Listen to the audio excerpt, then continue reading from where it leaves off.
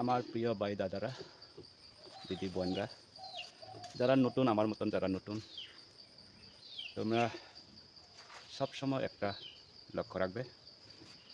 দেখো আমরা নতুন, আমাদের এখনও কেউ পরিচয় পাইনি। আমরা চেষ্টা করো সবাই কারো ভিডিওতে গিয়ে আমরা করার জন্য চেষ্টা করবে। আমরা কমেন্ট করা মানে আমরা কারো এখানে গিয়ে কারো ঘরে বা গিয়ে আমরা নিমন্ত্রণ করা বলতে পারে। কমেন্ট মানে আমরা পরিচয় দেওয়া, নিমন্ত্রণ করা। দেখো বিনা নিমন্ত্রণে আমরা পাশে কেউ আসবে না,